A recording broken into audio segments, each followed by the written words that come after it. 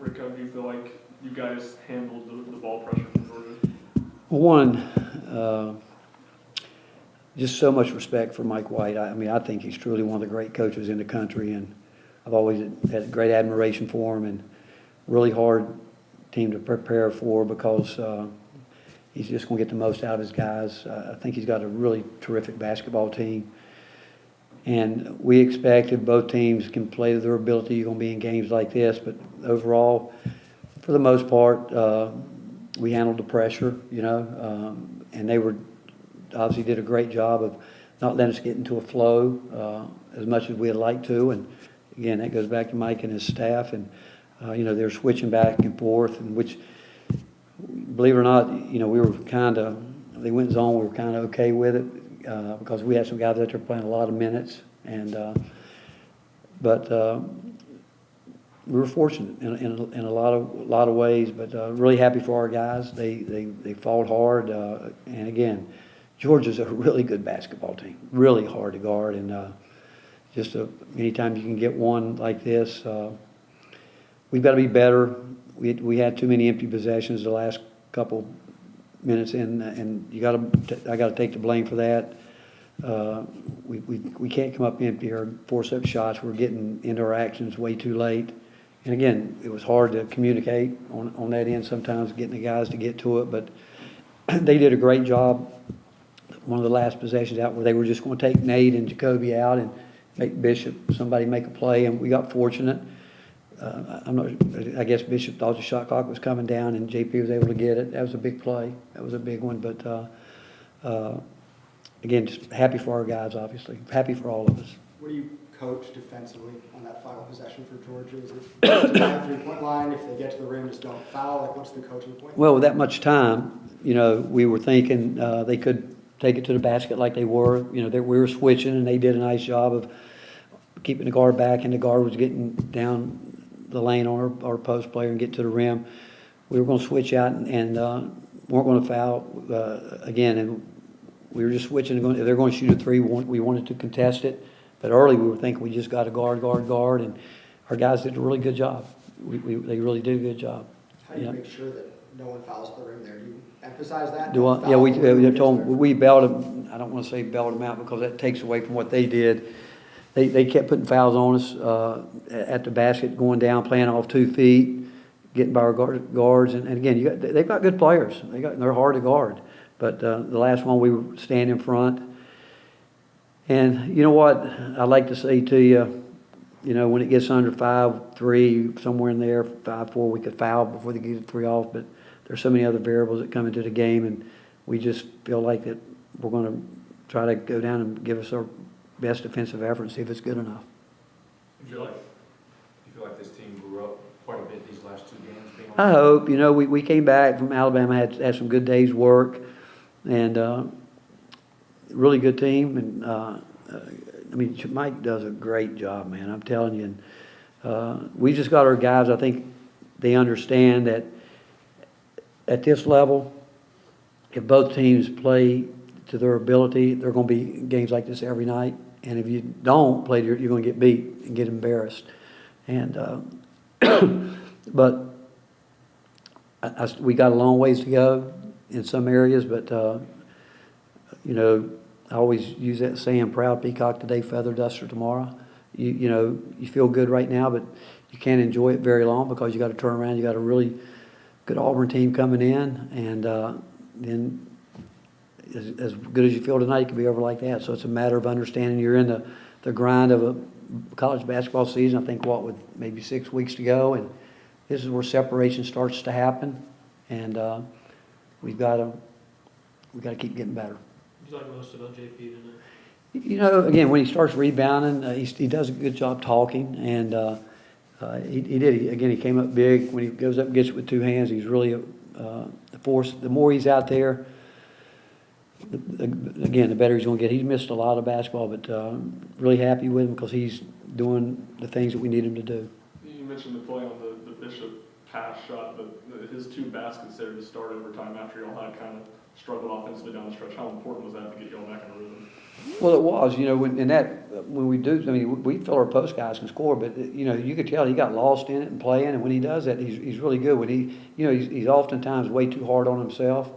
We've tried to encourage him to, one play at a time. If it's a good one, get on to the next. If it's a bad one, get on to the next and not beat yourself up. And he's still, we've got a lot of confidence in him. And we knew the middle of the zone was going to be open, and we wanted to get it there, and we didn't care who got it. Just go make a play with it.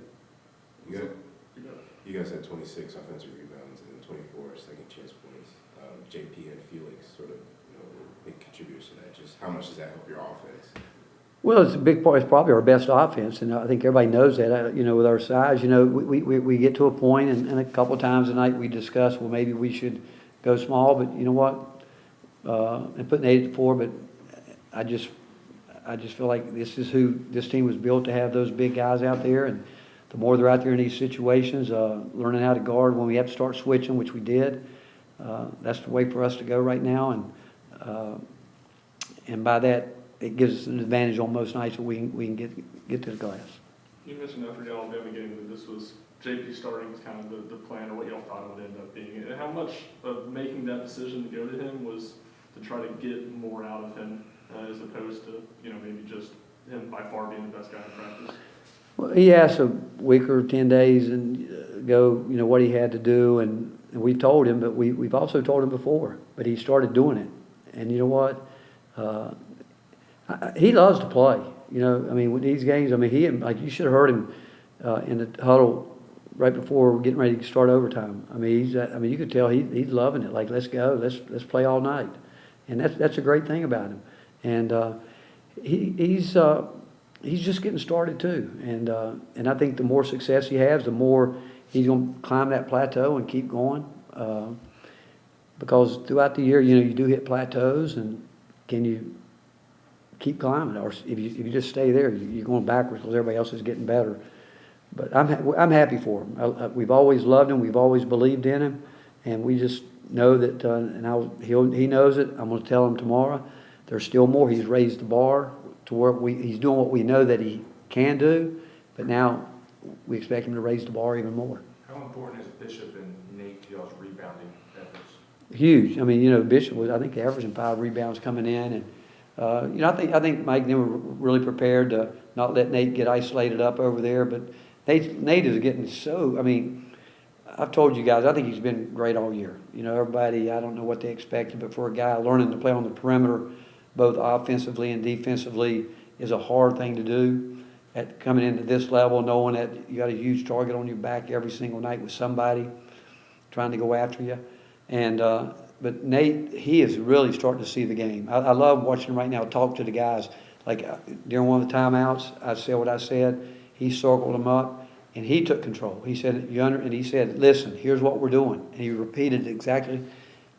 We haven't had that. And but he's starting to see the game. Like when we run some actions, he's starting to just play out of it, know what he needs to do. But we need other guys to see what he's seeing. And but Nate again.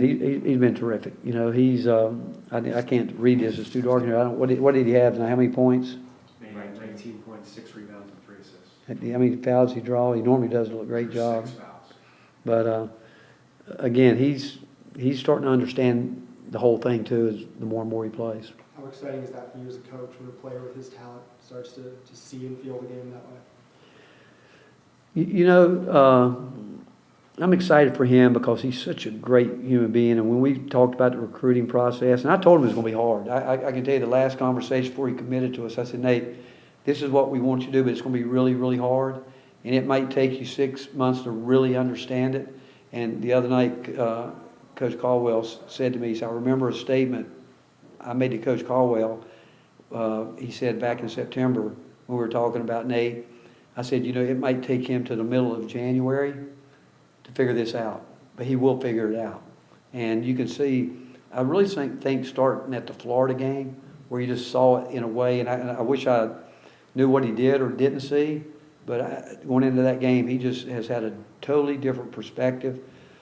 I think he's letting plays, I think he was really hard on himself. I think he beat himself up when he'd miss a shot or do something that maybe wasn't what he, to his standard, but, I mean, I love him to death because you know what, he's wants to be coached. He's a great teammate. Guys love him, and he's fun to be around. I've never seen him in a bad mood, ever. You know, even as hard as I get on him sometime, but I think he understands. And I say get on him, I'm just pushing him, you know, because I just know with him he's just getting started, but he wanted it. He said that from the very beginning. He said, I want that, but I'm telling you, the best part right now, he is seeing the game, really seeing it from all areas of the court perspective. I mean, he sees it all from almost every position, which is a great talent. He assessed the job that Bishop did defensively on Jeremiah Wilkinson. He's hard. I mean, again, I don't, you know, when you play against guys like this, you know, can shoot, you're just hoping they're going to have to take a lot of shots to get to their numbers. And Bishop's going to fight every night. I mean, he's going to do that, and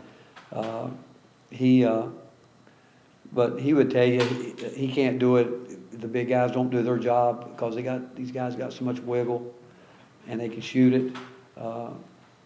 And we still get stretched out a little bit too much. I think when teams come out and start making threes on us early, we start getting spread out a little bit more than we need to. But Bishop, he's going to fight, and as much as he can. But he would tell you that he needs as much help from his post guys too. Specifically in overtime and right heading into overtime, what was just the energy that JP brought to the team with those offensive rebounds and putbacks? Well, it's huge. I mean that's what he needs to do. I think he realizes how he can impact the game, what he needs to do, and he's long, and he's really long when he goes and gets it with two hands. But he's done that 2 games in a row. He and Fee have been really good, both of them, both games. They both have been really good coming down the stretch. Jacoby got to do better closing. Last one. You know what? That's a great question. I know he wants to. There's no doubt about it. He's never been in this situation totally.